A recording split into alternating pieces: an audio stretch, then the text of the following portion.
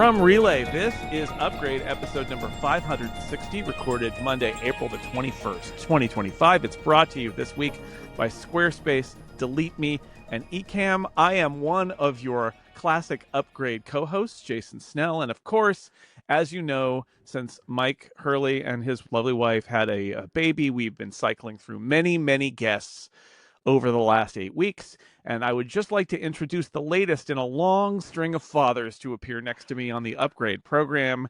It's Myke Hurley. Hello. Hi, Myke. Welcome to Upgrade. I'm back. Thank you so much, Jason Snow. I'm back as a host, not as a guest. I actually want to do some fatherly advice, but we don't have time for that right now because we have a Snell Talk question. And it's coming to us from Sam. Oh, this feels so good. I feel like I'm slipping into a comfortable glove right now. Yep. This comes from Sam, who says, milk chocolate or dark chocolate, Jason? And where do you stand on white chocolate? Wow. These are the serious questions from Snell Talk. I'm back, baby. Sam, dark chocolate, 100%. Well, not 100% chocolate, dark, but like 70. That would kill you, but like 70%. But I am a dark chocolate. That's like I'm. There's always dark chocolate in our refrigerator. Dark chocolate is the answer. Yeah, like 70%, something like that. And white chocolate, I love it. It's not good, like chocolate, but I do love it. And in fact, yesterday was Easter, and my story is that my mother always used to buy and put in my Easter basket a white chocolate bunny for Easter. And I've come to like white chocolate, and I had some white chocolate yesterday, which was Easter. Our Whole Foods has a Tony's Chocolonely. The best chocolate. White, and it has a white chocolate. They have a white chocolate bar. So every now and then I will buy a white chocolate bar, knowing that I don't think I've had their white. Eat it. I like their milk chocolate with sea salt toffee. Like that's a really good one. They got a bunch of good ones. I wanted to ask you, actually, I think you kind of answered it, but I don't know if it's the same. So here in the UK, Easter is very egg-focused, like large chocolate eggs. Do you have those in America? Is that like a thing? I think we do, but I don't think it's a thing like it is in the UK. You guys are so far ahead of us on chocolate and candy in general. Yep. Just so far ahead of us. But yeah, you can get chocolate eggs and big chocolate eggs, and like I said, chocolate bunny. And then, there's the Easter egg hunt, which is an actual egg that is dyed, eggs that are dyed. Or what we used to do is we used to have... It's like, oh no, the egg is dead. The egg has died. It is. That one is gone, and we've got to find it. egg.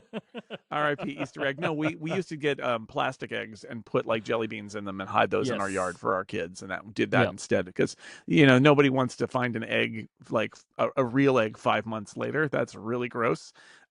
Admission, by the way, we have actually found a plastic egg with jelly beans in it 5 months later. That totally happened. Really hidden well. So yeah, it's a thing, but I think not like in the UK. If you would like to send in a Snell Talk question for us to use on a future episode of the show, please go to upgradefeedback.com and send that in. Fatherly advice was a segment that I very much welcomed. Hooray! And I would like, with your permission, I would like to do the final fatherly advice segment myself, if that's Excellent. Okay. Let's do it.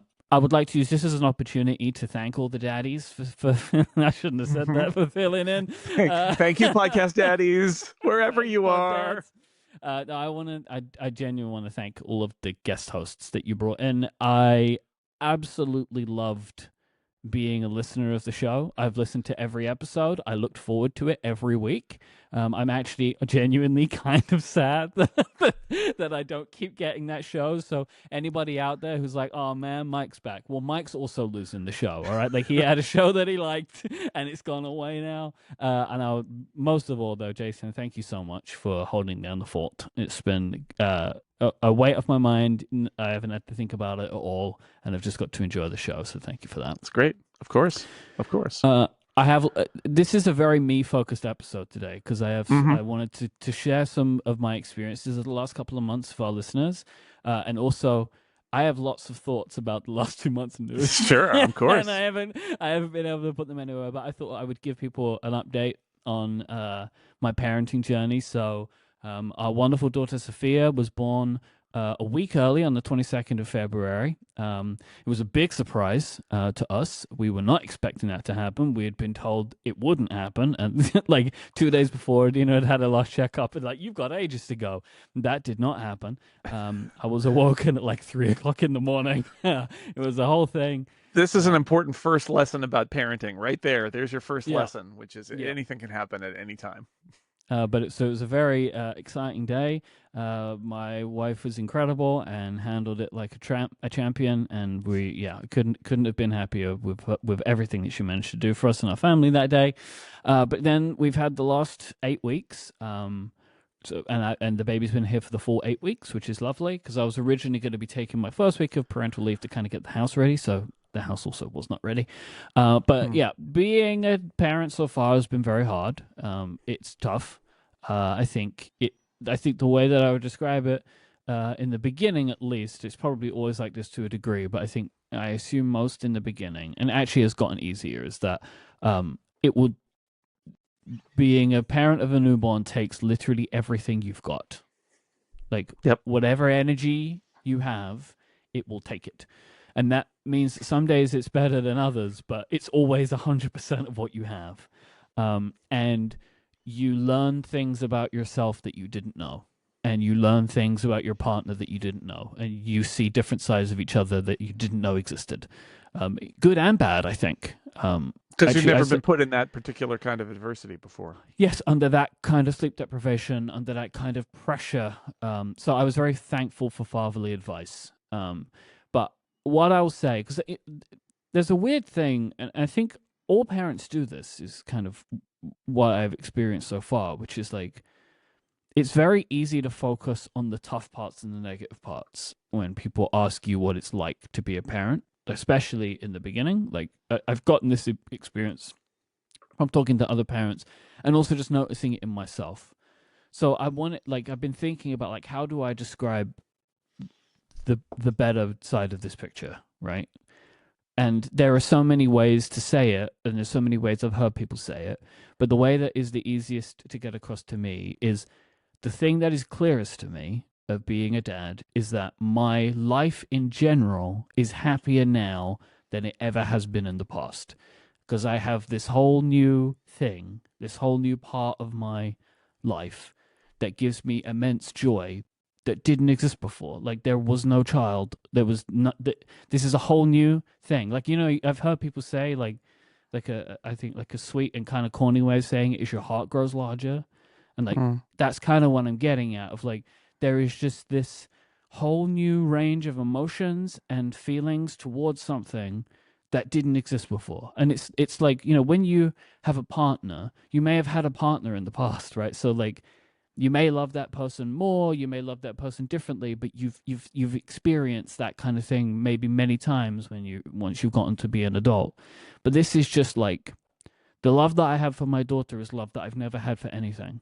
And the way that she makes me feel and the happiness that she gives me is the happiness I've never experienced before. So my overall level of happiness as a person has increased to further than and to a level that it's never been. So that's kind of the little sweet thing that I wanted to say, I guess. That's great. Joseph wrote in and said, which fatherly advice resonated most with me? And so I wanted to shout out. Everyone's was incredible, right?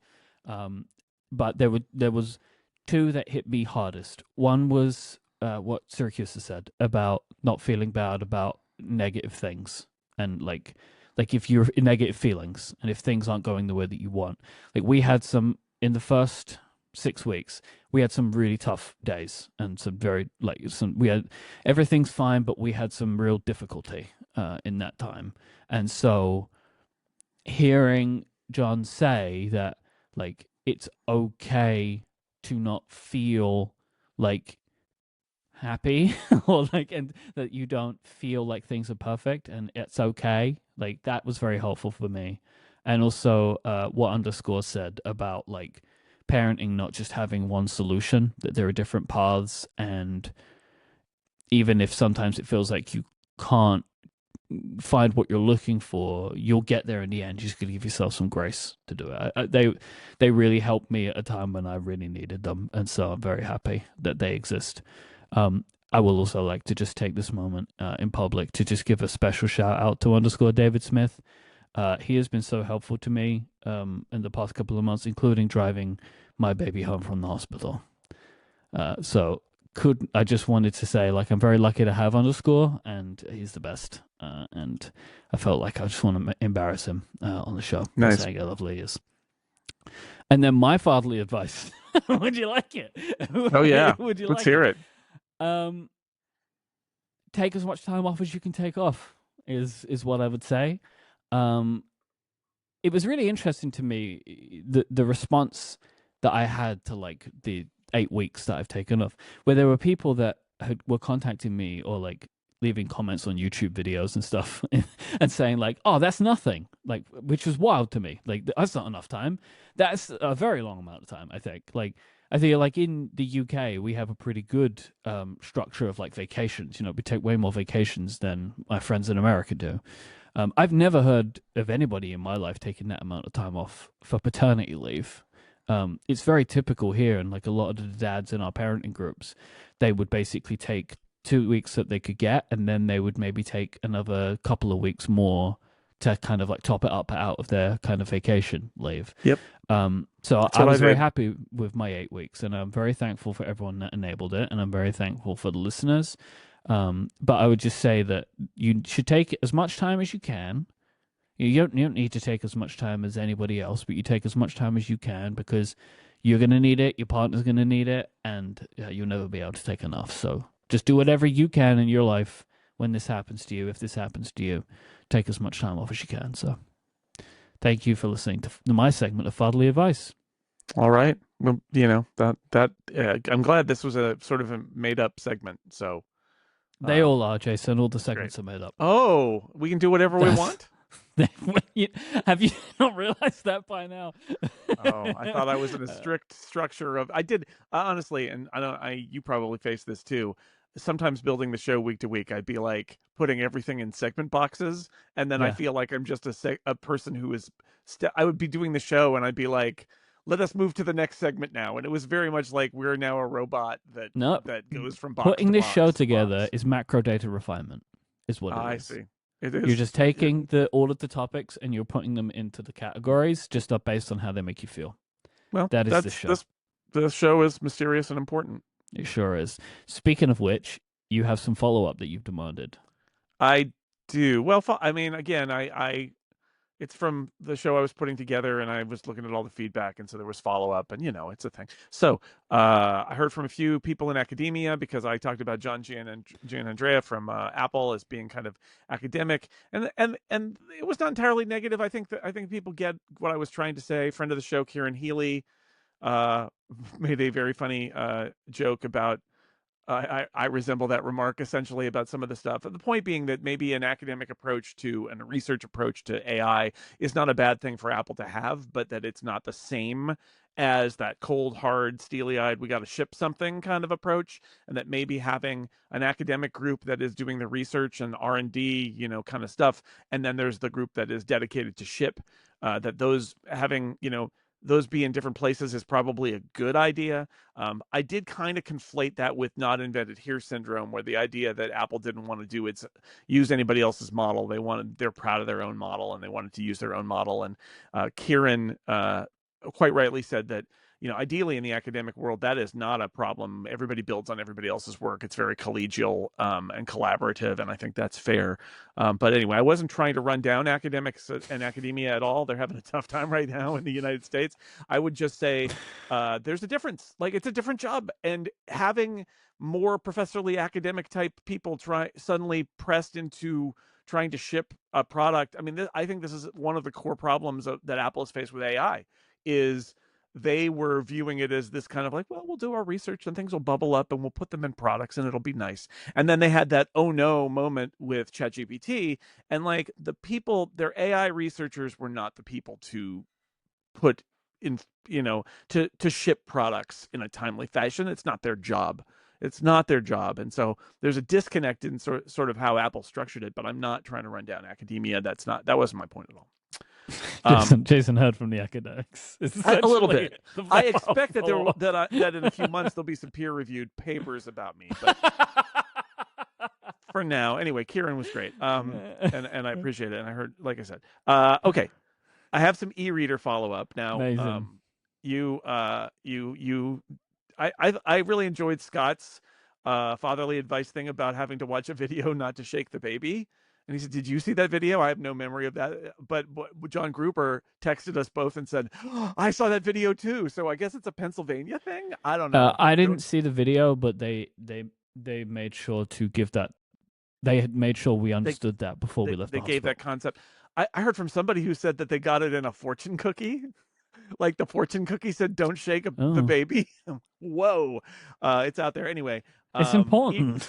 It's important. It's really important. So, speaking of, can I just say about the Scott episode actually real quick? Yeah, I loved it. I love Scott McNulty. I just wanted to say that. Like, I feel like this was a conversation we had. I don't remember if it was on the show or not. Where I said, make it the last episode before I come back, so people want me to come back. I think it might have been an Upgrade Plus. We were talking about that. Yeah. But I genuinely really enjoyed the episode. Yeah, the idea that we would do an episode devoted to e-readers, and you're like, make that the last one. Because e-readers will not be the thing that says, I would like this. Who cares about Myke? Let's just have this. But that said, Scott is great, and he's very funny, and he's sort of dryly funny. And I always say on The Incomparable that, like, he won't talk for a long time, and he's just in the bushes, and then he just emerges with a one line that is hilarious, and then it's like he's a sniper of comedy. It's just great. Maybe like the listeners, me being one of them, had a different experience of the episode than you did, because there were so many funny things he was saying very quietly while you were talking, and I don't know if you were hearing them, right? Because I get this, I could see the delay and stuff. Well, because I was watching the video, because I was trying to monitor all my guests to make sure they were okay. I got to, and that's Scott. I mean, it's great. So, we theorized about what if you put an accelerometer in an e-reader and did like a tap on it to change the page, and you wouldn't need buttons. It turns out, this is amazing, the new Kindle Colorsoft and the new Paperwhite Signature Edition only have accelerometers in them, as well as light sensors. So the Signature Edition is actually, even though it's a Paperwhite with a slightly different edition, it's actually different hardware, because it's got an accelerometer and a light sensor in it. They both received a software update last month that adds the ability to turn the page by double tapping on the side of the back of the Kindle. Amazing. So I got one of the Paperwhite signatures, and I'm going to try this out, and I'll report back at some point somewhere about whether I like that. But I like the idea that there is someone at Amazon, at least on some of these products, that is trying to make a way to tap that does not require you to put your finger on the screen. So that's cool. It is under investigation. Now, referring to our previous point about how everybody feels about me and Scott talking about e-readers for 20 minutes, listener Billow wrote in and said, the McNulty episode was so good. E-reader talk is fun. I'm not joking at all. Scott's particularly dry humor is always on point. And Derek wrote in and said, I loved every minute of Jason's hosting duties these last few months, but it's only been 10 minutes of this e-reader conversation, and my goodness, I need Myke back ASAP. We serve the whole spectrum of audience here. 8 weeks to get to that piece of feedback that you wanted. And then Will wrote in and said, one of the features that I really appreciate about my Kobo Clara BW is the ability to load new fonts. I'm kind of a font dork and have opinions about how book text should look. Jason, do you switch up the fonts on your e-readers, or do you have a preference for a specific default font? I do these days. For the last few years, I do Georgia, not Geneva, Georgia.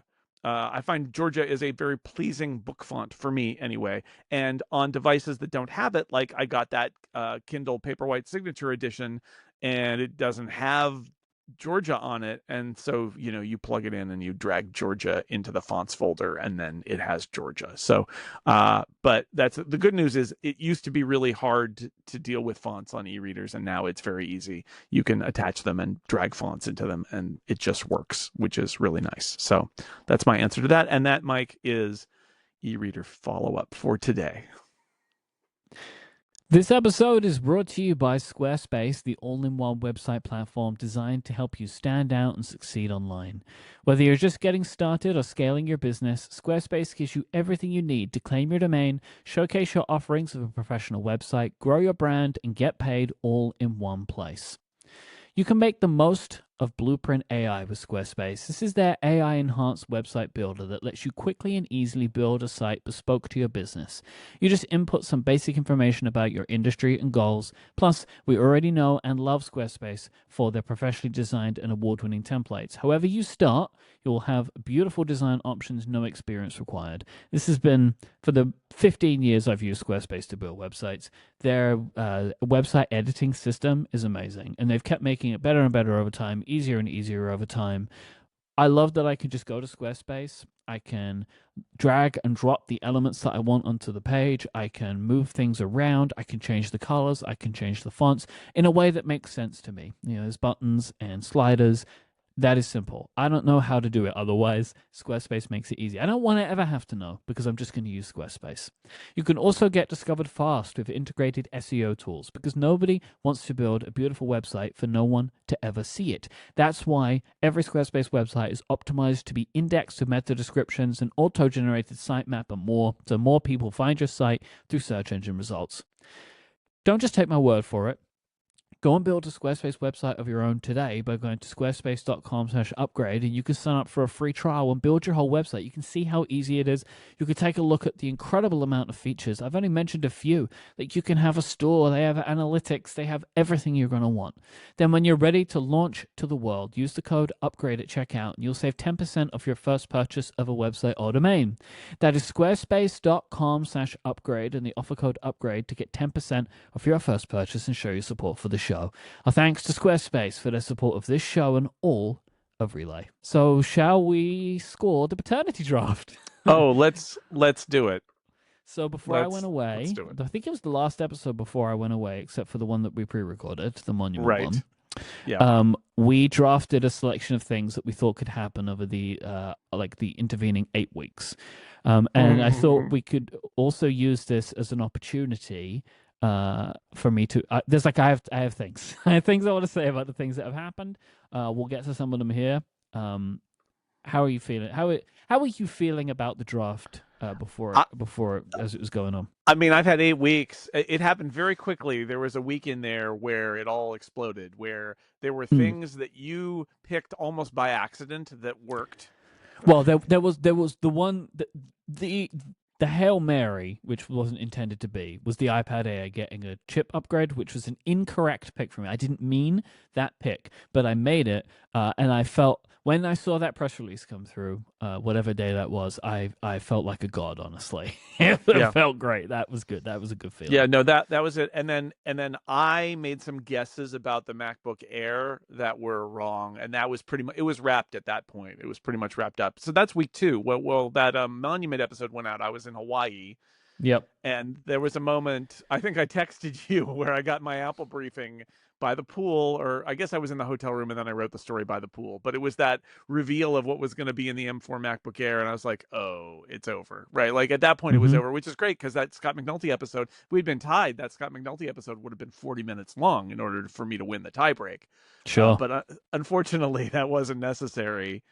And so at that point, it was over, because you got the leg up with that iPad Air, and then the next week my MacBook Air picks were wrong. And then I think, so well done. Don't leave the banner where it is. But I think in some ways the misses are even more interesting. Yep. In like, we made some assumptions about things that just didn't happen, sometimes for some very dramatic reasons. So yeah, it's a good way to kind of get you back into the swing of things after 8 weeks out. Do you want to run through the points real quick? Sure. I scored a 4-2. Okay. The ones you got right: low end iPhone has a notch. Mm-hmm. M4 MacBook Air has upgraded webcam. iPad Air gets an M3 or an M4 chip, and Apple doesn't ship improved Siri and personal context to customers.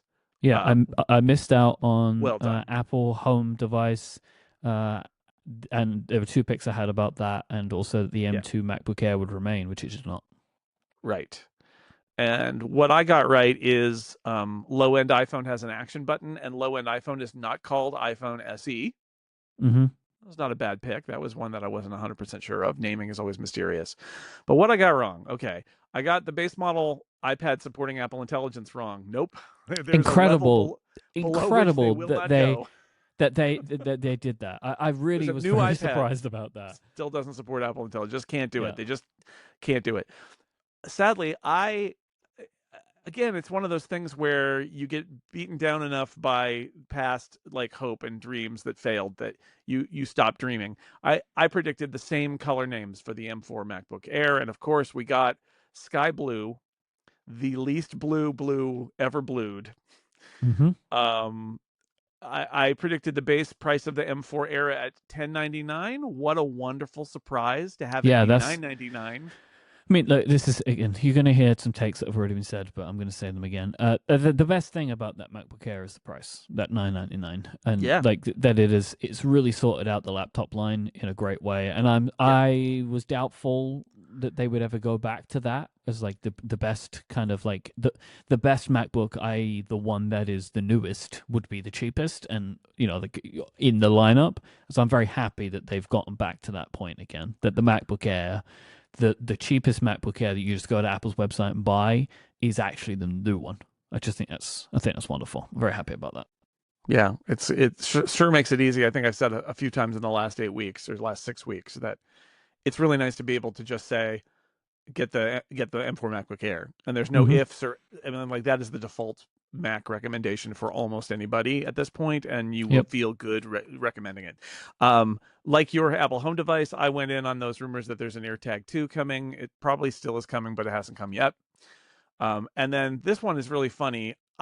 If it was close, I could kind of make an argument, but my heart wouldn't be in it, which is there is a controversy about the speeds and capabilities of an Apple-built modem. So they did introduce the C1 in the new 16E iPhone, and to my knowledge, there has been no controversy about it, which I find really interesting. There have been I think I stories. saw something about Bluetooth, but it seemed So like it this is it. didn't go Okay. anywhere. So this is it. There have been some stories about the dynamics of the modem, but they have not been controversial. They've just been kind of like, oh, this is what happened, which is not what I expect. I think this is great news for Apple, by the way, Yes. that there haven't been any, because you never know. The Bluetooth story, there's stories around there about like, well, how does it handle Bluetooth and all that, but like the Bluetooth is not the cell modem, right? It's a different part. So I think that would have been my claim, Myke, in an alternate uh, version of this where I needed that point to win the draft. I would be like, oh, there was that Bluetooth story, and I think you would rightly respond by saying, well, that's not really what you were talking about with the cellular modem. Yeah, So I mean, I yeah, genuinely don't know if the C1 has Bluetooth in it. I mean, it might. I mean, that I might don't be think where it the does. Bluetooth is I located. think they're doing something else for that. Okay, they Um, have because I I think think there's a maybe they have their own Bluetooth chip too, but Bluetooth it's and not that. Wi-Fi, I think, is a separate chip that they are Okay, doing to replace Broadcom, and I don't know if it's in this one or not, but it's not the C1, I think. So yeah, okay, but it doesn't matter because it's 4.2, very easy, and I've had 6 weeks, and I mean, bottom line is you got a shot in the dark, right? And I yep, had a vision for what that M4 Air was going to be that was no big changes, same colors, same price, and that didn't happen, and that was it. It was over. yep. And I mean, for me as well, like I assumed that we'd have the home device, which I mean, the rumors suggest that we don't have the home device because of Apple Intelligence delays, which is like Exactly. a very funny thing to have occurred. Like that, there's kind of this collateral damage in this whole new product category that Apple Yeah. apparently is Yeah. trying to make. I would say on the Apple Intelligence stuff, um, even though I thought it was going to happen, it is still shocking to me that it happened. And it happened in the way that it did, and that the exact way in which Apple did it, in like giving this statement to a few outlets, and now there's been story after story over the last few weeks of them like slowly kind of rolling things back, right? Like changing billboards. The website says different wording now. That's like I think something like built for Apple Intelligence or something like that. And like and they're really having to undo this just a unnecessary mess that they put themselves in. I think of the way in which they went around about it, because I mean, also there are more and more stories coming out about like these. It was pure demo, right? The features they got rid of, they were never working anywhere. It's like Yeah. they didn't need to do that, right? They could have just to tick a box. They could have shipped. They could have said they were going to ship what they actually shipped, and could have just left it at that. It And we would it have said they were behind, but would it have made a difference in the long run? I it don't know. shows the level of vulnerability they felt that they thought they needed to do that because they Yep. really needed to show that thing off that was not ready. And it was, I mean, that wasn't surprising. I think all of us took it like, John Gruber, when he was on here, used the word bamboozled. Yep. And obviously that led a few days later to the piece he wrote about something is rotten in Cupertino. But Yep. like, I think a lot of us, like, that portion of the demo was all in future tense of the presentation. Was all I remember at the time thinking, whoa, we've entered Siri world and it's all now like in the future Siri will do this. And it wasn't like it does this thing and it does this thing. It was suddenly in the future, and I had an alarm bell go off at that point. And I know we talked about it, that suddenly it felt much more tenuous, that stuff than the other stuff. It also felt like the potentially coolest stuff, which I think those all go together. Yeah. I mean, again, we always talk about on the show, it's difficult when you're getting information that's just reports on reports. But like the reports of it basically being that this stuff was just never working, right? Like if that is the case, that is the difficult part. Because, when we saw that, I think my assumption, and I would assume most of our assumptions were they will maybe get to this, it might be late, or maybe it won't work so well. I don't Right. know how many people were like, this is pure concept, right? Because we give them, and we have given Apple, I think rightly, a lot of benefit of the doubt in the past because they deliver, right? They do deliver. They unlike a lot of their competitors, they do it because they tend to just show things when they're ready, right? Unlike a lot of competitors, like Google, right? Google at I/O are constantly showing things that never ever ship. They give tons of time to features that never ship, or they keep showing them year after year. Like there's a running Right. joke on the Vergecast of how many times in Google I/O they have shown the ability to remove a chain link fence from an image. Like it's been a demo they have done multiple times that you're like taking a picture of your kid playing baseball and there's a chain link fence in front of them and you could remove the chain link fence. This is a demo that Google have done multiple times as if it's a new thing that they have done, and it's never actually a thing that has become available. And so this is what they do, but Apple don't do that, right? Like there are features that get delayed, right? There are features that maybe aren't good when they ship, but and look, that may still happen for this, but I do believe this is different and that they are now potentially trying to build a feature based on a demo they gave, which is not the way around these things should go. And I see how they got there, but they shouldn't have. And I think it was on Dithering, John and Ben Thompson were talking about like this is one of the problems with pre-recorded videos. That if you're not put in a position where you have to demo it live, you can kind of fake it. Which they obviously faked it, right? That was fake. And if they were put in a position where they demoed it on stage, you can still fake it, but I think you're less likely to fake it in that scenario. My only thought about that is that you could still fake it. You could still play a video about here's something we've got planned for Siri that you're going to see next spring. Like I think even I don't believe that a live event would preclude that. It makes it a little harder and a little more obvious. But I'm But sure I think it draws a line, an important line, right? When we're like, here's a bunch of stuff I'm showing you that I'm doing.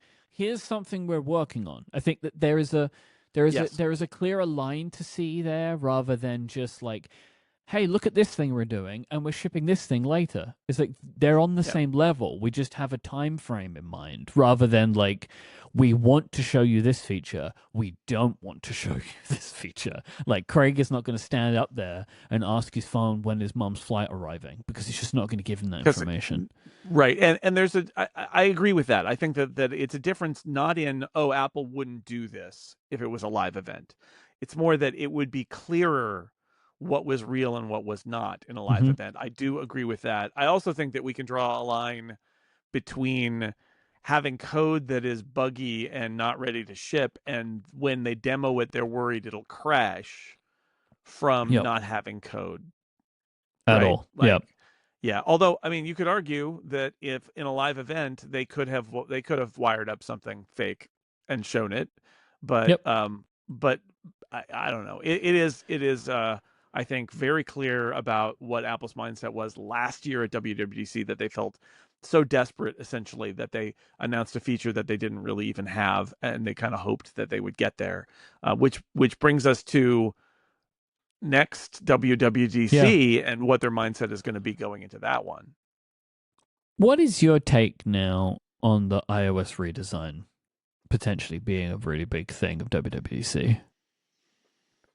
It sounds like it's happening, and it sounds pretty good to me. I mean, one of the things that I think we talked about while you were gone is I don't buy the narrative that like they did Vision OS and now they're going to put it everywhere. I really, and I've not heard anything to the contrary, I really believe that they had a long ongoing OS refresh, design refresh plan.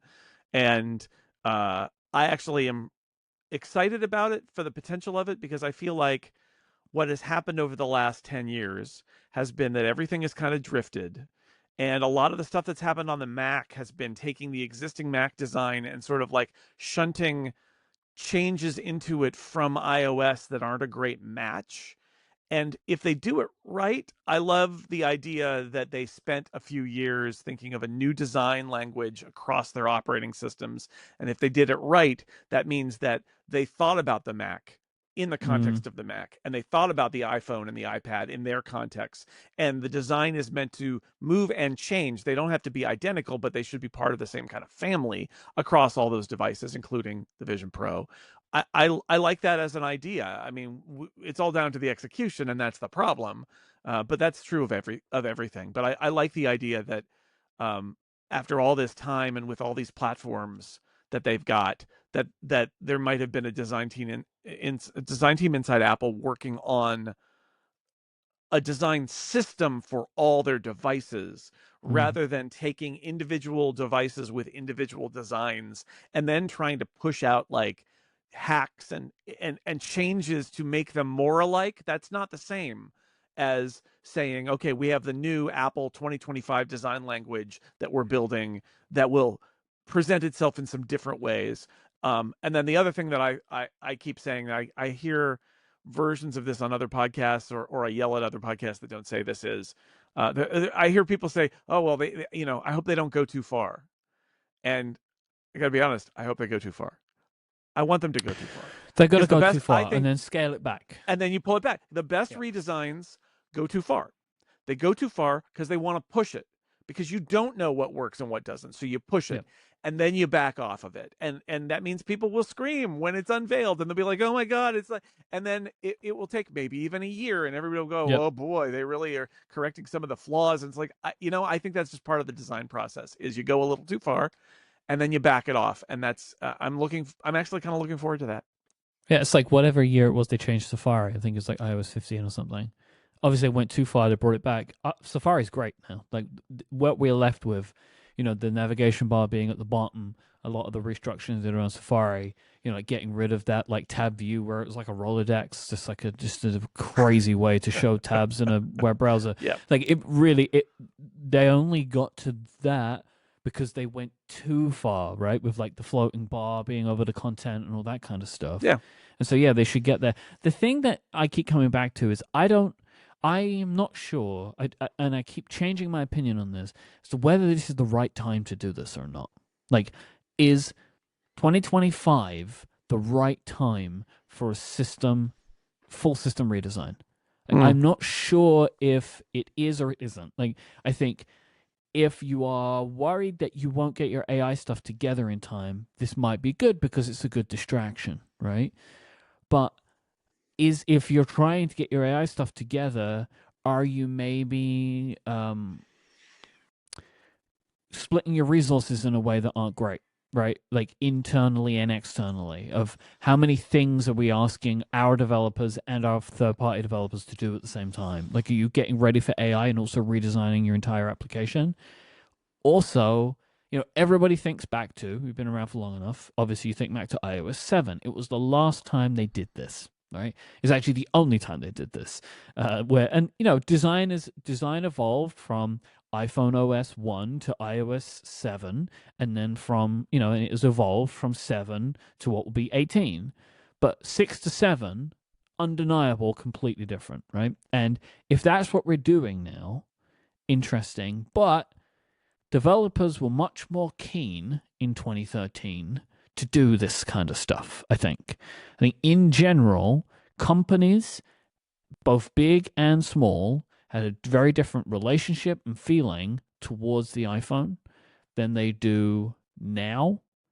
And I'm just not sure, having seen like the way that Vision OS went, and a bunch of other stuff has gone in the last couple of years with Apple and the developer community. Are they going to get the buy-in that they're going to want? I just don't know the answer to that at all. I think the problem is, I think even if the answer is no, and even if the answer to is this a great time to do this is no, I mean, it's never going to be yes. Yeah. Do you build an entire new design system to unify your different platforms? It's a once in a decade thing that you do, and then hold it, hoping that in a year or two the developers are a little less angry with you, and that the AI problems blow over. I feel like you almost don't.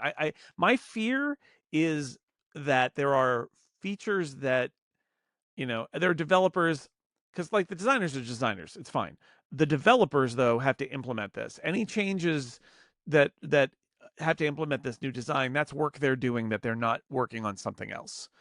But at the same, and so that's not ideal. But I think a lot of the core developers are not worried about it. A lot of the core problems that Apple has are not there. A lot of the core problems Apple has with developers aren't, third-party developers aren't there. And you do need to do it at some point. In fact, I would argue at some point, and maybe that point is already passed, or maybe it's coming soon, these designs, these UIs for these operating systems are all so fractured, because the moment you roll out a new thing and then everything is a tweak after that, and after a while all you have is a collection of tweaks, and they're inconsistent, and it's hard to do anything else, and it all falls apart. So you do have to do this periodically. Like, it's not, I hear people say, oh, it's just a redesign, because there always has to be a redesign for style, for fashion. It's not, it's more than that. It's for functionality. Like, you can't, I mean, if it was for fashion, there's a problem, because this fashion's 10 years old now. Right. Yeah. If It's you're true. thinking of it, It's true. like But that, people are like, oh, you're just changing it because of the aesthetics need to be refreshed and all that. But it's like, and that's true. But it's not the only reason. It's also because, and I mean, I participated in so many magazine and website redesigns over my career. Let me just say, like, this is how it goes. Everything is compromised because it's been out there so long. And people will say, why doesn't it do this? Or like, why does this Mac thing behave so weird and look like iOS? And a lot of times the answer is because everything is patched together off of that original design. And the best solution is wipe the slate clean, do a new thing. If they do it really well, ideally the third-party developers will see some benefit in it. It won't be a huge amount of new work, although it will still be new work. Keep in mind that since Apple's last major one of these, they also rolled out Swift and Swift UI, which is sort of the future of platform development for a lot of this stuff. Presumably this will work better with that as well. Oh, and also, like, maybe for Swift or Swift UI, but definitely for the iOS 7, the 2013, 2014 design era time, Apple's priorities as a company for what products they care about has changed. Like, we were starting the beginning of, we don't care about macOS in 2013, 2014. That's not the way it is now. And so, like, how much consideration was put into macOS when they were going through the last kind of like system redesigns? Also, you know how they tell us oh, every chip we make, every Apple Silicon chip we make, we know what products it's going in. Like they design the chips and the products together. That's part of their secret sauce. Well, I have a hard time believing, given the rumors that Mark Gurman has about touchscreen MacBook Pro, foldable something that might be a Mac or an iPad. I would imagine, like, let's take touch. I would imagine if they know that a touchscreen MacBook Pro is coming next year or the year after, that this design takes that into account, right? Like that's Yeah. part of what you do is take it rather than it being kind of like, ooh, how do we hack the Mac OS interface? Like think about it up front, make those decisions up front. You'll get a better result. Not everybody's going to like it, but I think you will get a better result if you do that. So, I mean, I guess my answer to your question is there's never going to be a good time. And Sure. yeah, developers are going to be cranky about it. But uh, honestly, even then, I think with those developers, if it means that they don't adopt the new design stuff for a year, they'll do it eventually because they'll do an update and it's an iPhone app and they'll want it to look like the iPhone. There are not a lot of iPhone apps out there that look like iOS 6 with the kind of like gray toolbar. Like eventually they all kind of like do it. Yeah. And at some point you got to rip the Band-Aid off. You really do because there's never going to be a good time. I think is this a good time? No, but there's never going to be a good time. I really hope they do a good job with this because I mean yeah. I hope that it actually it encourages developers to have something fun to work on, right? That like Sure. Apple give people something like an opportunity to do something fun. Design is fun, even if you're not good at it. Like working out how something looks and playing around with how something looks and feels. That is a fun job to do. Right. And I really hope that they come up with something that's nice and is relatively easy for people to implement from a basic level, you know? And I think the difference is they have Swift UI now, which they didn't have before. That might make it easier for people if they're trying to implement this stuff. So that could be interesting at least. And if you're a developer, if it's done well, you get to benefit from Apple's designers and you get to make a new cool looking version of your app based on Apple's new design standards without having to do the design work yourself in a lot of cases. Like I'm not saying that it's easy and that it's a couple of buttons, but I'm saying that there is benefit to having having that if it's done well on your side, essentially to create a new version of your app too that's shiny and new and feels like the modern iOS or Mac OS or whatever. You don't have to there work could out be the something to that. concepts, right? Like, you let Right. Apple do the concepts and then you can implement them in the way that makes sense for your app. Ideally, yeah. The iPad OS becoming more Mac-like thing, so that Mark Gurman quote, productivity, Man. multitasking, and app window management. Hey, I'm going to say this. Sure. This is nothing. It does. Everyone's it feels, getting excited about this. This is nothing. This is a nothing. No, if this is what it is, it's nothing because what goes in that window? Like, I mean, the fundamental problem with the iPad is not that how you move windows around. It's like what's in the window, what's the software in the window, what's it capable if you of. can move windows around more freely, that does make it operate more like a Mac. I think people are focusing too much on the like, oh, is it going to be like a Mac now? Like, no, I think Mark just means you can just move the apps around in Stage Manager more freely. Yeah, more, like, and they maybe more windows on devices that have got more RAM. And I will say, you could like multitasking is a good example. Like, what's embedded in that word? You could gin up a whole yarn board of theories about that.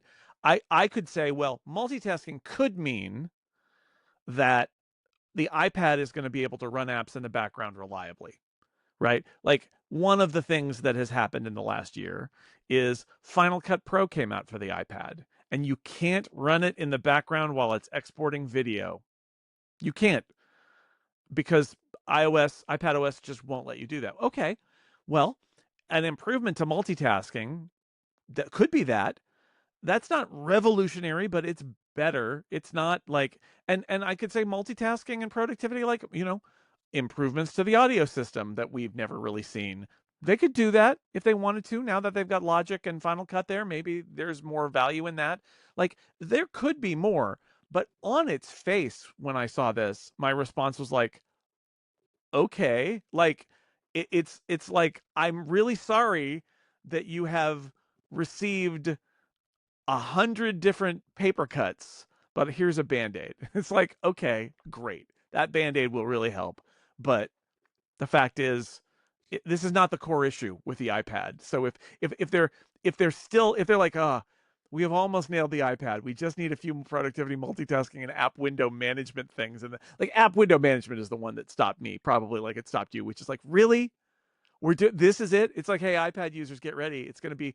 He also said the iPad was going to be one of the big topics at WWDC. I was like, I just don't believe that either. But app window management is the thing. It's like, we're going to take another run at it. We're going to do another take on Stage Manager, and that's going to be the big thing for the iPad is rearranging those deck chairs. Okay, like uh, I'll believe it when I see it, but I don't think. I just have a hard time believing that it's going to be much of anything.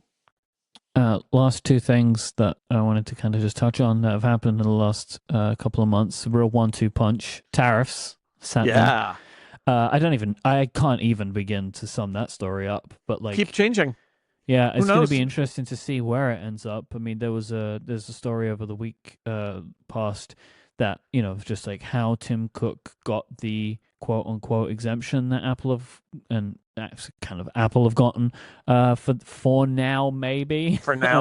Yeah. Which is interesting. I wasn't surprised to see that. I mean, I do still think there will be something. I mean, you know, this is obviously what they got in the prior tariffs, which existed in the previous Trump administration. They just weren't as devastating. And they really only affected China, which obviously massively affected Apple. It seems like, you know, he's gotten something. I mean, I don't know what he's given, but you know, he got what he wanted. And it goes back to what me and you have spoken about a bunch of times on the show. Like, this is kind of the thing. This is the thing. This is what he has to do. This is the job. This is his biggest job, is navigating this kind of thing, because this is obviously just would be very difficult for Apple's business if iPhones cost double. Although, you know, what I keep hearing is the good news for Apple's business is everybody's buying stuff right now because they're afraid that the prices are all going to go way up. Yeah, which is I don't know if that's good or bad. I don't know. Because that kind of stuff causes problems later on, right? Yeah. It's like the COVID effect. Like with COVID, you get a great Mac sales now, but you're eliminating things from the buying cycle, or you're moving things forward from the buying cycle, and it'll be another 4 years, 5 years before you get those people back. Yep. And Ted Lasso season 4 is happening. And the information we have so far. Did you miss this? No, yeah, it is. No, I was just agreeing with you. Oh, sorry. I thought you're like, oh, it is? Like, no, it is. And that we know that so Jason Sudeikis is going to be in the show. Yes. And he will be coaching a women's team. But I think what will happen is what we theorized on previous episodes, that it will kind of be one of those, there are two events happening, you know, like you'll get the part in the US, you'll get the part in the UK, and that will be that. That's my assumption. I don't know, but I don't know. But it is happening. So yeah. I mean, unless it's like the AFC Richmond women's team, but I keep thinking Jason Sudeikis has had all sorts of issues with shooting so much in the UK that having a Ted Lasso storyline in the US, or maybe the women's team in the UK has issues and Ted is back in the US, and then he is called in to launch that by Look, Jason, it might just go back to what we spoke about. Rebecca and Keeley, right, are running the women's team. And years ago, which is you back that truck up and it's big enough. Beep, beep, beep. And it can solve a lot of problems. Yeah, the money truck is here. You might not like to be away from the family, but maybe the family would like a second home. You know, like there are ways around these things. Maybe there are some. Is going across the Atlantic. Maybe the shooting schedule is different, right? Like, you know, because you have more money, so you can have a second crew or whatever, right? Like you got to, if you do enough of it, you can make it work. Maybe, I mean, there are things that we haven't even talked about. Like you could change the show to be more, like what show? There are shows that are in like the Diplomat on Netflix with Kerry Russell. Season 1, they shot it in the UK because it's set in the UK. My understanding is season 2 and 3, the exteriors are shot in the UK and all the interiors are in like New Jersey. in a studio. Yeah. Because the actors and I think because Kerry Russell didn't want to spend all that time shooting in the UK. So they could do something like that, and we would not even know where they're like. I think well, it is actually, we're very shooting... difficult for them to do that if they want to keep the realism they built of like they're actually in the Premier League with real Premier League teams and the players from those teams. Like, it's not impossible. Sure. It just feels maybe a little bit more complicated than your average television show where you could kind of find a like for like. Right, but interiors, you can just build sets in a Yeah. studio, and they look like they're real, but they're not. And it's the offices and all of that, and it dramatically reduces the amount of time you have doing a UK shoot. Also, a lot of the soccer stuff is so deeply modified in terms of like CGI that you could probably shoot that anywhere, but they probably would shoot a lot of that in the UK. So my point being, like, I'm sure there were some really interesting negotiations about this, and if Jason Sudeikis was concerned about his schedule, I'm sure that I mean, because he's the boss, they can write the show how they want to and also structure the production of the show to get him what he wants. But yes, Myke, ultimately the money truck came while you were gone. The money truck came and backed into Jason Sudeikis' house and filled it with money. And so Ted Lasso season 4. Heard from a lot of people who are like, oh man, I hope they don't mess this up. It's like, you know what?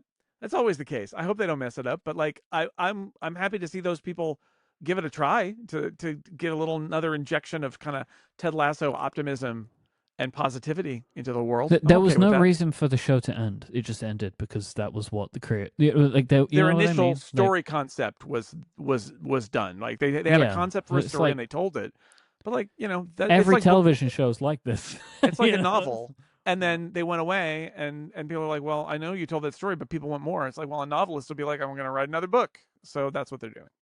Did you see what they did with Mythic Quest? It's like Mythic Quest just ended and it seemed like it didn't get renewed, so Apple allowed them to kind of reshoot the final episode. They didn't reshoot it, though. This is the thing that's weird. They just shot it both ways. They shot it for them to get picked up, and they shot it for it to be the end of the series. And what frustrates me is nobody told them before they dropped that episode that they weren't coming back, so they dropped the episode where they were coming back, and then the next week they announced that they're not coming back, and then they dropped the version. They replaced the version that was there with a different version that doesn't kind of start a thread for next season. Like, that should have been a conversation beforehand. I don't understand why they left that to that moment, but basically there is a final scene in both versions. I watched it this weekend. There is a final scene in both versions, and there is a twist in one version that makes you as a viewer go, oh, what's that about? And clearly it would have been dealt with in the following season. And in the new version, there is no twist like that. Right. It just ends with Ian and Poppy sitting down at their desks, and it's a different take of the last thing. I just don't know why they did that. I mean, it's like, who knows, right? Like maybe they were at the negotiation table and they couldn't agree on the price and they just left it. Maybe it was that they went to them and said, here's our offer for next season, but it's a lot lower, and they're like, we're just going to walk away. Let's just wrap it. Because I just feel like should have done that beforehand. Probably pretty low on Rob McElhenney's like list of priorities. If you look at where his life has gone over the last few years, he now manages a football team, and it's it's just like. But I think, look, it's amazing that show got 4 seasons. Great show. We talked about it. The concept of the show shouldn't have worked at all. I have a great fondness for that show. I liked it, but I love the fact that I remember when they announced they were doing it, and we talked about that for quite a while on Upgrade of like, what is this and why is it with Ubisoft and like all of these things, and it turned out to be a really good show. I enjoyed all of it. I enjoyed the side quest that they did, the 4 extra episodes they did this year. That are like their standalones set in the universe. I think they did a great job. I also feel like they were really reluctant to have the characters grow a whole lot. They keep on sort of threatening changes during the season, but by the end they just pull them right back into the same scenario. And that's what made me think I'm fine with it being over, because I'm not sure they had a whole lot more to say in this setup. And 4 seasons is amazing for a show like that, I think. No money truck required. Yep. This episode is brought to you by Delete Me. Delete Me makes it easy, quick, and safe to remove your personal data online at a time when surveillance and data breaches are common enough to make everybody vulnerable. Data brokers can profit off your data because data is a commodity. Anyone on the web can buy your private information. And the sad fact is selling data can lead to identity theft, phishing attempts, and harassment, but you can protect your privacy with Delete Me.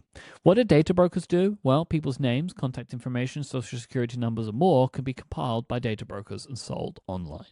Look, the thing about this is, the data brokers, there's actually they legally have to remove you from them if you ask. The problem is, how would you even know that they were there? And how would you find them?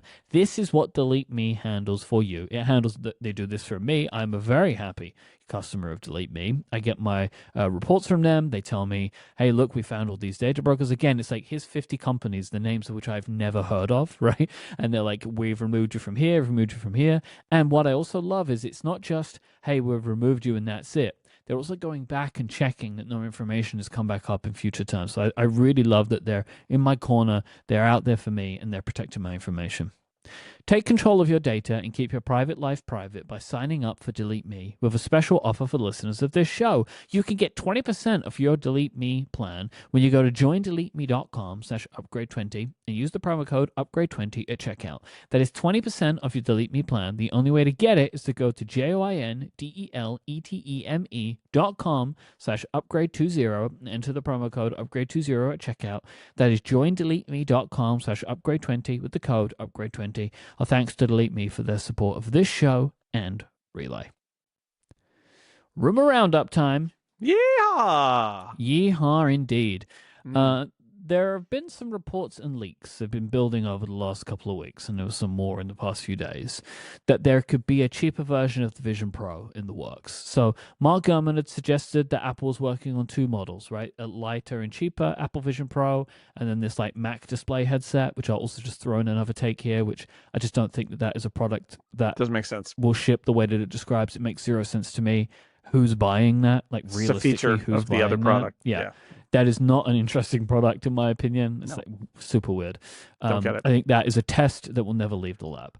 Yes. But Mac Rumors reported on some images shared from ex-user Kosutami of a midnight color cable that appears to be the power cable of the Vision Pro, that like wide lightning cable. Also said that it is part of something called the Vision Air, which is a thinner, lighter product with elements made of titanium to be lighter.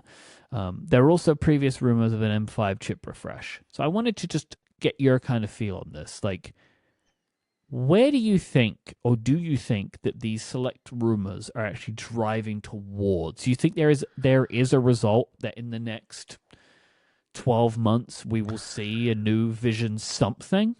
So my favorite bit of the Gurman reports about this was where he said, all right, they figured it out. They're going to try to make one that's cheaper and lighter.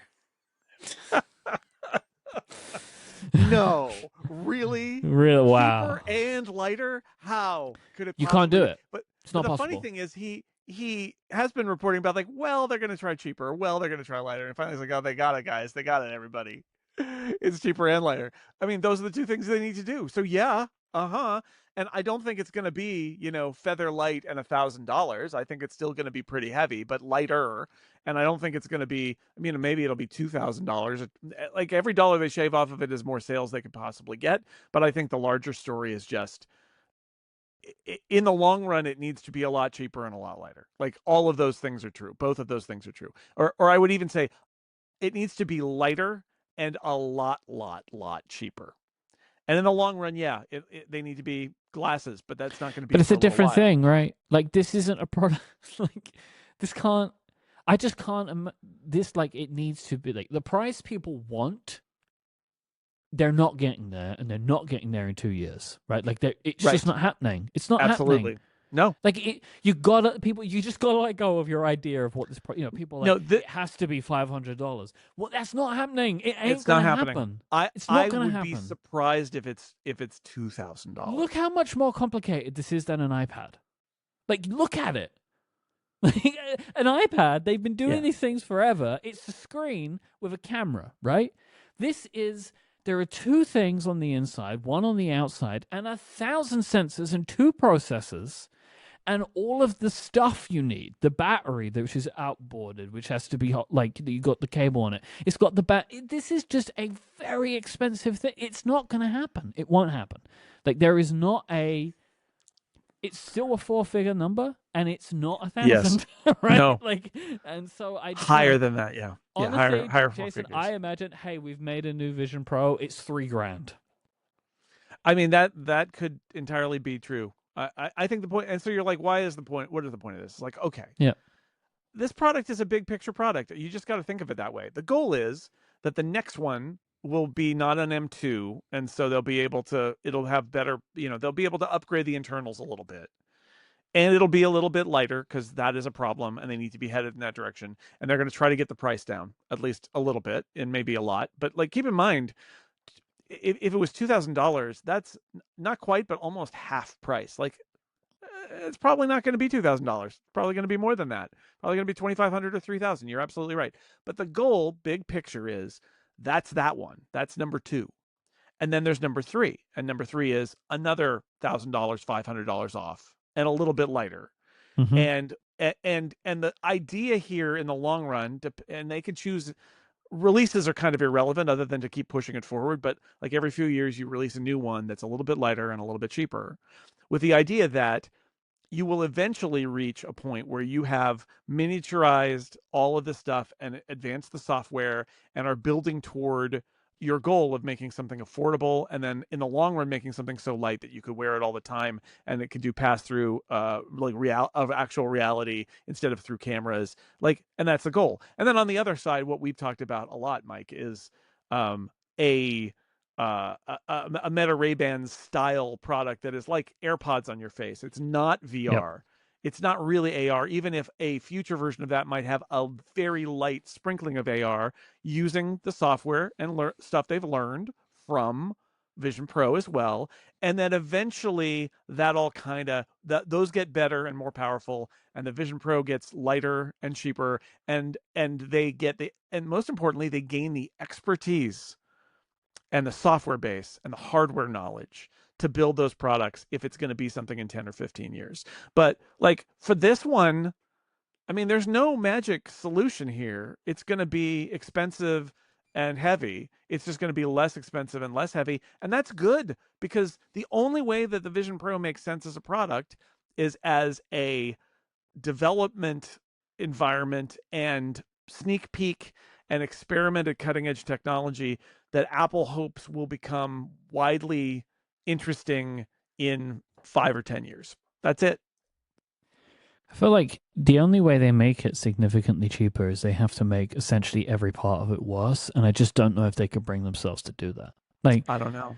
They have to use lower quality screens, but I just don't see them doing it. Right? Like I don't. Well, I mean, yeah, because what they really need is for those screens to come down and in price. And maybe, part of the idea here is Samsung's going to make one, and Google now they're going to do a version of Android basically that's for XR devices, and Meta needs screens, and they're all trying to push this category. And if that's true, you might end up with the displays that are available being cheaper, right? But are they the ones Apple wants, right? Because there are other products they could have gone with, but they wanted this specific mini LED display from Sony. I'm sure that whoever supplies Meta could have supplied Apple, and they would have got a good set of displays that were cheaper, but they didn't want that. Right. You just have to hope, if you're Apple, you just have to hope that technology continues to improve so that the cheaper displays get better, or that the expensive displays get cheaper, and that works in your favor. That's what you have to hope. Because generally that's what happens in technology, right? I mean, generally, if that stuff doesn't happen, nobody's getting a great AR VR device, right? That's the way forward there. If in 10 years, the only way to get a moderately good, because the Vision Pro isn't even great. It's great for these devices, but it could be better too. It could be higher resolution and higher frame rate. Um, if in 10 years the only way to get that is to have it be so expensive that the thing's going to cost $3,000, that's bad news for the whole category. But I think there's an expectation that that will improve over time. But yeah, I don't I these reports are so weird. Like they're so weird.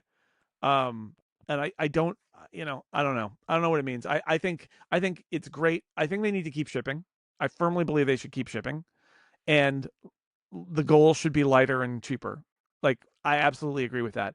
If they want to make, I wouldn't want them to compromise the Vision Pro to the point where they're making a $500 thing, because it's not going to be any good, and I don't think it's going to push them forward toward their ultimate goal. I think it's a consumer play, and I don't think they've got a consumer play in them right now. I mean, because they don't really have games, and like, what would it be for? Unless they've got, a sports deal or something like that. Like, it doesn't feel like it's time to try and reach consumers. The tech's not good enough yet, especially if you're not doing like all the games like Meta is.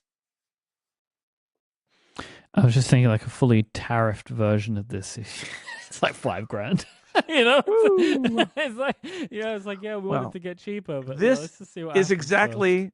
This is exactly the kind of low volume product that they could just make in the USA, though. So it's great. Can you imagine? What probably their most complicated yeah, I know. I have some baby tech thoughts, like some tech related takes of my first couple of months of parenthood. I wanted to share. I've been collecting them up in an Apple Note. I wanted to share them. Great. ChatGPT search as a new parent is amazing. It's just incredible. It's incredible when you have like a thing that you don't understand about a baby, and instead of Googling it using ChatGPT, so helpful for me. And I have like a great example. So I think 4 or 5 days in, I was sitting with the baby at like 2:00 in the morning, and she was sleeping on my chest. And we're in a nursery. It's nice and warm, and she would yawn and shiver immediately, right? And she kind of did this a couple of times in a row, and I was like, that's weird. And so I picked up my phone and I Googled it, and I was like, and Google's initial results was, this is a rare neurological condition. Oh my God. that was the top result from Google. And so then I went to ChatGPT, and they're like, oh, no, this is totally normal. Like, there are conditions of this, but this is just your baby's like neurological system building its pathways. And I was like, okay. And I have had so many examples of this exact kind of thing. And what I think makes this kind of searching good is there is so much information online about baby stuff, and there is every opinion in every direction, right? And so it can be really hard to use any one service. Like, for example, like the US Health Service and the NHS have very different opinions about things, right? It's like these are your health bodies, right? And they kind of diverge, let alone all of the many Reddit threads that you're going to come across and the baby blogs. And so I think it is very helpful to have a system that, to give you an answer, is checking a bunch of sources rather than giving you the top one result. Mm-hmm. So like, also as well, I have found the personality of an LLM to be helpful. Like, and ChatGPT is really like, where often it just says to me like, hey, like, you're doing a really good job here. Like, it's like, hey, like, it's really great that you asked this because it shows that you care about your child. And I'm like, I do care about my child. And I've found it to be super, super helpful for getting this type of stuff. Like, like even we were, I was having, but like also, people are like, oh, I can't believe you do this. Like, how can you trust? Why do you trust any random person posting on Reddit? Like, like, we do this all the time, right? Like, you read something online, it confirms the thought that you had, and you're like, great, I will take that. But I don't take everything that it tells me. Like, for example, a couple of days ago, I was like, what is the right amount of weight gain? We'd weighed the baby. trying to get the birth weight up. It's like her weight up. That's been our whole thing. It's been around weight and feeding. It's been very complicated. And we had a weigh in, and it was a good weight amount. But I was saying, like, what is the expected weight gain over a 2-week period for this thing? We were waiting for our pediatrician to come back to us, but I thought, well, I have the internet. Let me just get this answer, right? And ChatGPT gave me the answer, and it's like, oh, this amount, it will be good. It's like, hey, would you like me to put that on a chart for you? Like, would you like me to just make a chart for you to kind of to pin it with the different points that you've had along the way? And I was like, yeah, sure. And it gave me it, and I could see the chart, and I could see the percentile that it gave me on the chart. But then the result was like, hey, it's in this percentile, completely different one. It's completely different. And I was like, do you mean this? And then like the LLMs go like, oh yes, of course, yes, that's what I meant. Sorry, I got that wrong. It's like, using these tools is like using anything online. You have to still use your mind, right? You have to still use your common sense, and you don't use it for the really important stuff, but for the like, how many diapers a day should I have, right? For a baby and like something very specific that I like. It will do the calculations for me, right? Where I could be like, my baby is 8 weeks old. What should I be seeing? So yeah, I found that to be super helpful.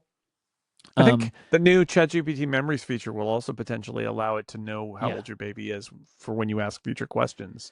So it could theoretically say, well, your baby is now 12 weeks old, and this is what we think. Mm-hmm. Yeah, and it's already doing that for me. It is doing that. So nice. Like it knows stuff, and I find that to be massively helpful. As we're kind of growing with this over time. Similarly, like if you want a product, right? Like I need a product for this, it will just go out and do all the research for me. I love it. Baby technology. So different varying things that need to be charged. They all use USB-C ports, but none of them have power delivery. So I have everything is USB-C, but it needs to be charged via a USB-A because it can't take high power. This is a thing. There's every device that I have.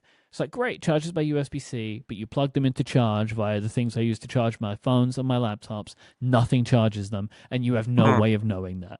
So what's really great is we bought an electronic recliner chair for the nursery, which is probably the best thing we purchased. I'm very pleased we did that. But it has 2 USB-A ports in the side, so that's where we charge all the baby technology stuff. Nice. In the nursery, in the chair. Meta Ray-Bans, we were talking about them a minute ago. Fantastic for taking the baby out and wanting to listen to a podcast because it's not in my ears. Right. Bone conduction. It just plays the audio. It's actually not bone conduction. Oh, it's not. It's just little speakers right above. Speakers. It's like Apple's audio pods in the Vision Pro. They just kind of beam it. But I have more, much more transparency than. Well, yeah, you can hear. It's actual transparency because it's fully transparent. So that's really great. Think of that. Imagine. Yep. I'm having to watch things on a delay more, right? So like, there might be a sporting event or a TV show or something. We're going to watch the finale, but I know I'm not going to be able to watch it for a day. And prior to the baby, what I would do is I would like delete all the social apps off my phone, right? So I didn't accidentally open Instagram and get a spoiler. But I had a brainwave. In iOS 17, they added the hidden apps folder where you can just hide an app. Right. This is the way to avoid spoilers for things because then you don't have to delete the app because deleting the app, you have to re-sign into everything and that's just become more and more complicated over time. So you just long press on an app, it goes into the hidden folder. It doesn't show up in search anymore and it's not on your home screen or it's not in your kind of app library. It's all the way down buried at the bottom. I found this to be very helpful to stop me accidentally going on Instagram and finding out who won the F1 race or whatever. So that's nice. My little tip. My last thing is a complaint, which is I don't understand what is going on with Photo Shuffle, Apple's Photo Shuffle. So I've been the biggest evangelist of the Photo Shuffle watch face. I love this thing. I remember sitting around a Friendsgiving table with you in September of last year and showing you and like convincing you to try it on your Apple Watch. I have taken at this point about 600 photos of my child. Sounds about right. They won't show up. They won't show up. I've had currently on my watch face 2 days where I've had one image of my daughter. Why is this happening? Like, I've even changed it, right? It used to be I would see pictures of my wife, pictures of cities, and pictures of landscapes. I'm like, no, let's get rid of the cities and landscapes. I don't want any of that. Just show me my wife and my baby. No, will not show me the baby. And like, when it shows the little preview of like, if you tap it and it shows you a preview of some images, it's just like the same 2 images. Whatever system they have that indexes these images to make sure that they're like the right ones to use around the watch face or whatever, it's too slow or too selective.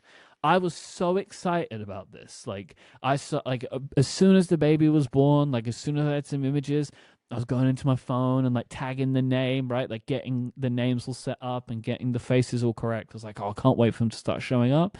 And I'm 2 months in and I've had like 2 times where I've seen a photo of the baby. I just want photos of the baby now. I want my wife too, but like the baby is what I want them more than anything. I don't know what system it is using to work this out, but I just don't think it's doing a very good job of it. And I know I could set it up myself, but I don't want that. I want to be reminded of the little photos of the things that I forgot that I'd even taken. I filed a bug about this a while ago. Filed a feedback like a year ago or something. There is a prioritization that Apple does about like what, like, I'm going to run the job that mines the photos that are tagged a certain way and pick out a group, I think is how it works. It doesn't look at all, obviously, like thousands of photos. It like picks out a group and caches them and is like, these are the ones I'm going to shuffle through. And I've got them at hand and I can shuffle through them. And I think what I discovered is, I think it's a bug. I think also that there's something like misprioritized there, where sometimes you get caught where like it's got those 8 or 12 or 20 photos or whatever it is, and it doesn't refresh. And I think I honestly think it's a bug, or like I said, I think what's really happening, because I had this issue where like I was trying to pick my family from the people in the people list, and the people list was not everybody in my people list, including not members of my family who are at the very top. Yes, and it took like 3 weeks before I could even select Sophia in the list. Yes. So this is the problem, is Apple is doing a bunch of stuff and the Photos processors are doing a bunch of stuff to reduce that, because they can't, resource-wise, they can't like do it all the time, but it seems like it doesn't do it enough. And so you end up with these really weird lags where like, if I'm sitting at the people screen and it's not showing me all the people, something's wrong. Like something's wrong. But it will sometimes take, and it goes for the photos it's selecting too, take weeks maybe. Like, yes, I agree. Very sad. Yeah, it's like, I know that Apple don't like to add settings, right? But like there is a button in the messages iCloud thing which just says sync now. Sync this now. Like there are certain things. So I want to go to that thing, to that page with photos and just be like, just find them all. Just go now. Refresh. And do it. I want you to do this right now. Please go do this. I'll wait. I'm prioritizing this number 1. Please do this now. Yeah. Yep. But yeah. Tech takes.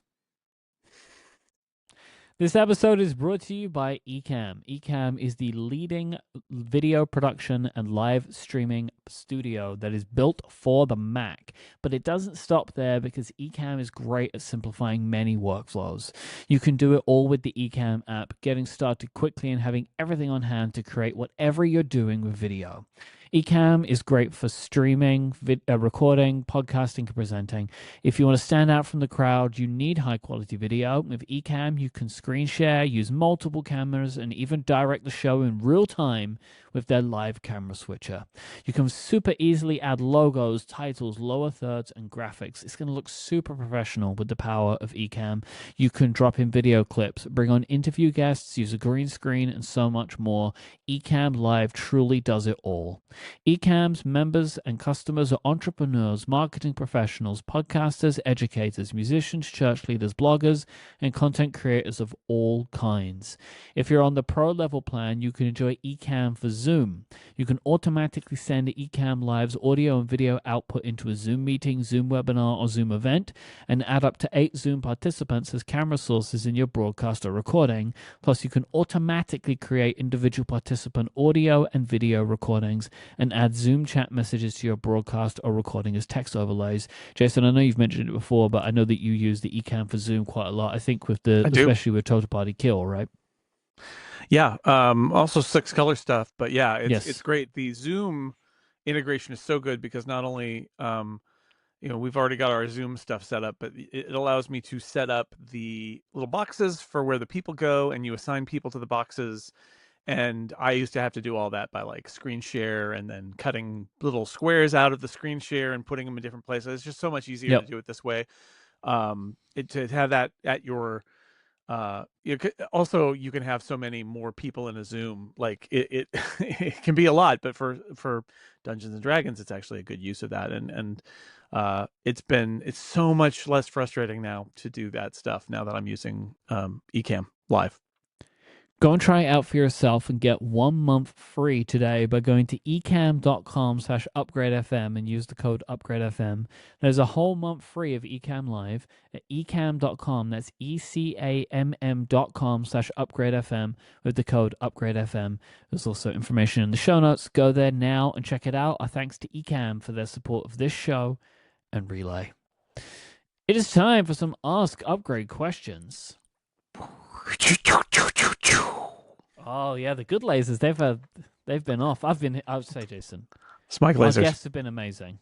The lasers have been disappointing. The rumor around the yeehaws, fantastic. The yeehaws were pretty good. Everyone had the good yeehaws going, but the lasers, nothing like the original. That's what I agree with you. That's what they're powered back up now. The first 3 questions are actually directed at me. So would you like to read them? You saved these for me. I would. I compiled. I was doing all the compilations. I saw it. So I then left them at the bottom of our document. So Evan wrote in and said, for Myke on his return, did you keep up with F1 on your break? Do you try to watch races live or watch them back at your own time? So I have always tried to watch the races live. We actually try and make a point of it. Like me and Idina both really love to watch the races together, so we would do our best to watch them live. The season began with a bunch of races in Asia. So they were starting at like between 5 and 7 in the morning. Like one was even at 4. Perfect. the beginning of the season. We usually never watch those ones live. We will just we'll get them on delay. Like we'll wake up early and we'll watch them. And this is when I would like delete all the social apps from my phone, right? Like the night before, because I don't want to accidentally just mindlessly open Instagram and find out who won the race. But we were up. We were up, so it was fantastic. And outside of that, like we do what we can. I want to keep watching them as we can. And so far, it's actually been great for the season so far. Right. Nice. Tim wants to know, what, if anything, has surprised you most about being a parent so far? Feeding babies is so much more complicated than you'd think it was. Like, it feels like it would be very natural and or easy to just give the baby the right amount of food that they need and get that balance right. But it turns out, the more people I've spoken to, this is incredibly complicated, especially with how it relates to weight gain. Knowing how much they need, knowing that they're getting the right amount, is that, the numbers, is that actually the right amount for the baby? Like, are you breastfeeding? Are you bottle feeding? Are you combination feeding? Are you getting the right mixture? This has been our struggle, and it has been a struggle. We've gotten it under control now, but it has taken the entire 2 months to kind of get our baby to the point where she's doing what she needs, and it's very emotionally complicated for everyone because it's like it seems like this is such a simple thing to just feed our baby, and we and it was very hard, and it felt like I took it very hard that we were kind of letting her down, but we finally got it to a point where we're good now. We've got some great help and we understand what we're doing, but this was not the thing I thought we were going to struggle with, right? Of just like that you're feeding the baby in an amount that seems to make sense time wise, and you're following all the guidance, but she's just not getting the weight gain that she needs. And there was no underlying health condition. There's nothing wrong. it was just we just couldn't get it right. And it's been very funny to me that as I've been talking to more parents about this, at first they're like, "Oh, that sucks. It's very tough for you." Like, da da da da da. And then the more information I give them, I've had this happen like 3 or 4 times now. They're like, "Oh, actually, that happened to us." And it's like a Mm-hmm. thing that they'd forgotten about. But when I start mentioning that, oh, we're trying this, we're trying that, and it's like it is, and obviously we're in the parenting groups that we're in, like from our prenatal classes, and there are so many couples that are struggling with feeding, and it's like, wow, like it just this is not the thing that I thought was going to be as tough as it ended up being. So, Well, yeah, for a thing that we've all kind of evolved to do, like lactation is hard. Like yeah, I remember that absolutely. Like it's so hard because the mother wants. Often mothers will have big frustrations if they try to do breastfeeding. It's a whole complication, the baby latching or not, and like it is. And there's an emotional component massive, yeah. of like, am I letting my baby down? Why does my baby not like me? Why does the baby not want to eat? Like, and it's all like everybody knows it, and your doctors know it, and we've got there's systems and all that, but it is so emotionally heightened because you're trying to fundamentally you are trying to provide for your baby and are worried that you're failing your baby or that your baby is rejecting you in some way, and it's super tough. I remember Mm-hmm. that very clearly from back in the day.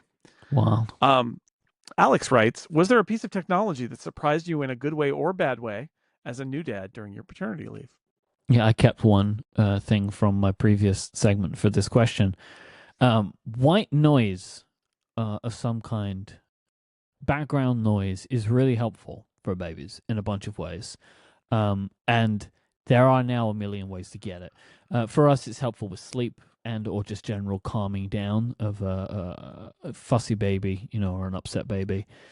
Um, Adina gravitates towards just looking on YouTube, and I can't stand the things that she finds on YouTube because they're like 4-hour videos, but they loop way too fast, and I can't handle the loop. Right, the loop is like 20 seconds, but it goes on for 4 hours, and it's Right. oh, I can't. She does. She can't. She's like, I don't know what you're talking about, right? And I'm like, it's driving me It's mad. that podcast Uh, editor in you where you're like, yes, I can hear the edit, I know that I they're can hear it, starting it again. and it, the ambient tracks on the iPhone that you were talking about, I started using those. They're okay, but it's music more than sound, Yeah. right? And I think that the iPhone has some sound stuff, but it's not what I'm looking for. And I've tried a bunch of things. I've tried a bunch of apps. Like Widgetsmith has some dark noise, some like white noise stuff. I've used dark noise too. These are apps that we've used, but the thing that we have found to be the most helpful is a product called Ewan the Dream Sheep. It is a soft toy sheep that has a little sound box inside. It's quite clever. It also has like a warm red light, which is meant to be like a mimic of the baby being in the womb. We use this every single night of our child, and it helps her sleep like without a doubt helps her sleep. She can start to get fussing. We'll press the button and it will turn on. It's very clever. It has a bunch of different settings that you can have noise wise, and you can also kind of match up a couple of things. Like by default, it plays a heartbeat sound of like what the mom's heartbeat would have sounded like to the baby in the womb, and then you can add other noises over the top of it. So we have this as like really nice piece of harp music, which is a very long loop, which I'm very happy about. And you can turn it on and it will play for like 20 minutes. It also has a setting that will detect a baby crying and will just start playing. Yeah, it's also just this cute little sheep. We've been very happy with this product. They're not a sponsor, but I would like them to be. But yeah, you and the Dream Sheep. That has been my favorite of the white noise machines that we've tried, or the white noise options that we've tried. All right. Steve writes in and says, recently Jason mentioned that he does not use advanced data protection. Why don't you use it? Steve says, I have nothing to hide, but as soon as this product was available, I enabled it. I just don't like the idea of anybody being able to possibly snoop on my data. Felt like it was going to be inconvenient, and I didn't feel a particular need to do it. I mean, Mm-hmm. that's the honest answer. Is that this? I didn't feel like I needed to turn on more security features for myself. Um, didn't want the hassle. That's sort of the bottom line of it for me. So as a piece of follow-up, I had to turn it off. So the way that whole thing got to that up until recently with Apple in the UK means that advanced data protection is just no longer available, and they're eventually going to force everybody to turn it off. And so I kind of decided to just bite the bullet and turn it off myself before it became like a thing. I was incredibly impressed by the fact of just turning it off didn't seem to affect anything, which... I was very surprised about, and pleased about. And this is the thing that is continuing to just go through the legal system here in the UK. Like they got a judge to agree that the hearing can't be private. So like Apple and the UK are going to have this hearing, and now it can actually be public. So it continues. The saga continues. It does. But I still have an iCloud account, which is good. And Eric asks, have you had to update your prescription inserts for your Vision Pro? If not, do you plan on doing this every time your prescription changes? Well, I haven't had a big prescription change in a few years, so I haven't had to deal with this. And my guess would be, unless I noticed an issue, I would keep the existing inserts because I don't want to pay for more. But if it became an issue, I would. Yeah, I was thinking about it. So I need to get my eyes rechecked. I haven't done it in a while, and I do think that my prescription has changed. And I saw this question, and I was like, oh God, I'll have to get those too. The glasses are already expensive enough. Now I'm shelling out another couple of $100 to go. And the Vision Pro. So yeah. We'll see. I mean, I'm a little skeptical that even if I have a little bit of a change in my prescription, if the Vision and the Vision Pro is going to be enough of a problem to need that to change too. So I would need to perceive a problem for me to do it. Makes sense.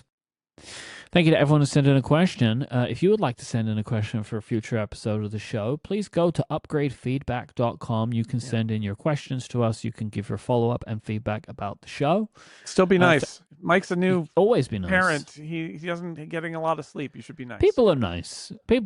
It's rare to get a non-nice comment, I think. People tend to be very nice in our feedback form. Thank you to our members who support us with Upgrade Plus. Thank you to everybody that signed up when Jason had been making the plea that was really intended just to be for 1 week, but because I didn't read it from the document that Jason kept saying it, but thank you if you did sign up. This week, Jason has a story that he's been waiting to tell me for a couple of weeks, and I wanted to talk about some of the Apple TV Plus content that I've been enjoying recently.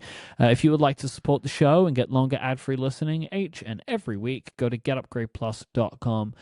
If you have not signed up yet and you do sign up, I really recommend two specific pieces of content from my paternity leave. One was a entire podcast episode, a 45-minute discussion between Jason and John Gruber about James Bond, and also the CVS story from Scott McNulty last week was hilarious and is worth the price of admission for at least 1 month to go and get. Construction versus Scott. So good. Really great. If you want to watch this show, you can do so on YouTube. You can just search for Upgrade Podcast and do so. But however you listen to the show or get the show, I really appreciate it. And thank you for having me back. I would like to thank Ecamm, Delete Me, and Squarespace for their support of this week's show. And we'll be back next week. Until then, say goodbye, Jason Snell. Goodbye, Myke Hurley.